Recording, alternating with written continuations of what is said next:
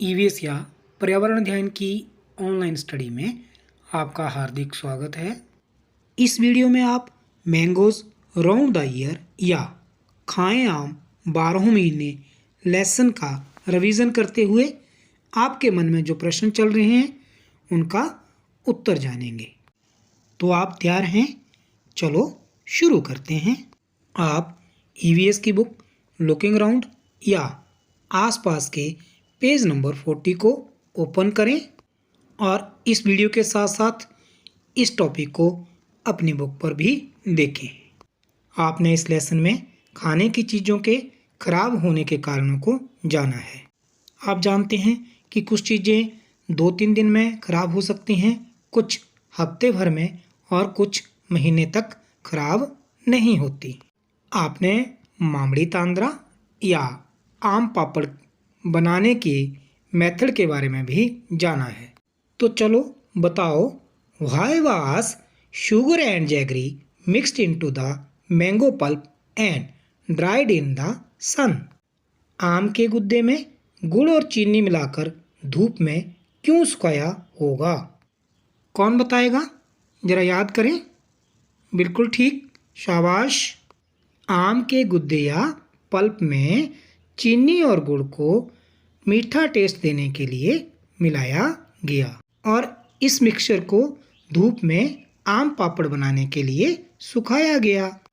सभी समझ गए ना? यदि धूप में इनकी लेयर्स को नहीं सुखाया जाता तो आम पापड़ नहीं बनता। Why did Appa first choose the most ripe mangoes to use for making the मामड़ी तांद्रा? बाबा ने आम पापड़ बनाने के लिए सबसे पके हुए आम पहले क्यों छांटे? बताएं फिर। चलो आप बता दो। अप्पा ने पके हुए आम 2 कारणों से छांटे।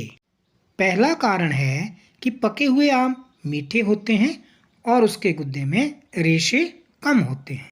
और दूसरा कारण है पके हुए आम जल्दी खराब हो जाते हैं, इसलिए पके हुए आम पहले छांटे। How did the brothers make the मामड़ी तांद्रा? Write on step by step what they did for this.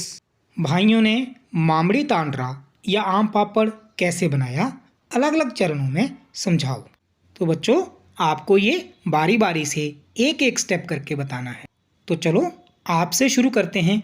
आप बताएं पहला स्टेप। हाँ बिल्कुल ठीक। सबसे पहले सारा सामान इकट्ठा करने के बाद आमों को छीला जाता है। चलो दूसरा स्टेप आप बताओ। हाँ बिल्कुल ठीक। पल्प या गुद्दे को बड़े बर्तन में निकाला जाता है। ओके, नेक्स्ट क्या है? हाँ बिल्कुल ठीक। पल्प को किसी सूती कपड़े या मलमल के कपड़े में छान कर रेशे अलग किए जाते हैं। फिर बराबर मात्रा में गुड़ पीसकर उसमें मिलाया जाता है। हाँ जी, उसके बाद ठीक मिक्सचर को एक मैट या दरी पर बिछाया जाता है। फिर इन लेयर्स को धूप में सुखाया जाता है। फिर क्या करते हैं? बिल्कुल ठीक, इसे किसी साफ कपड़े या साड़ी से शाम को ढक देते हैं ताकि इस पर धूल मिट्टी ना पड़े। इसके बाद क्या किया जाता है? कौन बताएगा? जी आप बताएं। बिल्कुल ठीक, इसके बाद पिछले दिन की जो लेयर्स हैं उनके ऊपर और लेयर्स बिछाई जाती हैं। किस चीज़ की लेयर्स? पल्प या आम के गुद्दे की। और ये काम 3-4 हफ्तों तक किया जाता है। 4 हफ्तों के बाद ये जेली लगभग 4 सेंटीमीटर मोटी हो जाती है। तो ये हैं मामड़ी तांद्रा या आम पापड़ बनाने के स्टेप्स या मेथड। अब सबको समझ आ गया ना? बहुत अच्छा। जिसे समझ ना आया हो वो इसे दोबारा रिपीट करके सुन ले।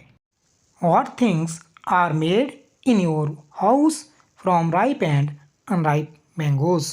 तुम्हारे घर में कच्चे व पके हुए आम से क्या क्या बनाते हैं? चलो फिर बताओ आप। हाँ, पके हुए आमों से मैंगो शेक या स्क्वैश। अच्छा, और कच्चे आमों से पिकल या अचार और चटनी। इसके अलावा भी अलग अलग तरह की चीज़ें पके और कच्चे आमों से बनाई जाती होंगी। Make a list of all the different types of pickles that you know about and share with your friends. तुम्हें कितनी तरह के अचार के बारे में पता है? सूची बनाओ तथा कक्षा में साथियों से उस पर बातचीत करो। तो आप लिस्ट बनाने के बाद ये डिस्कशन या चर्चा अपने साथियों से अपने क्लास के व्हाट्सएप ग्रुप में कर सकते हैं। चलो अब ज़रा बताओ कि कौन कौन से अचार के बारे में तुम्हें पता है? हाँ जी, मैंगो का मीठा और खट्टा, आंवले का मीठा और खट्टा, लाल और हरी मिर्च का यानी चिल्ली का, लेमन यानी नींबू का, जैकफ्रूट यानी कटहल, कैरेट, गाजर, ऐसे ही रेडिश, मूली, कॉलीफ्लावर, गोभी, जिंजर, अदरक इत्यादि का भी अचार डाला जाता है। तो बच्चों, आपने मैंगो से बनने वाली कुछ चीज़ों के बारे में जाना। अब आपको कुछ चीज़ें कैसे बनती हैं ये खुद पता करके उनका प्रोसेस जानना है। ये चीज़ें हैं पापड़, चटनी, बड़ियाँ, सॉस इत्यादि। करोगे ना? ज़रूर करना, आपको बहुत मज़ा आएगा। इस वीडियो में इतना ही। Have a nice day.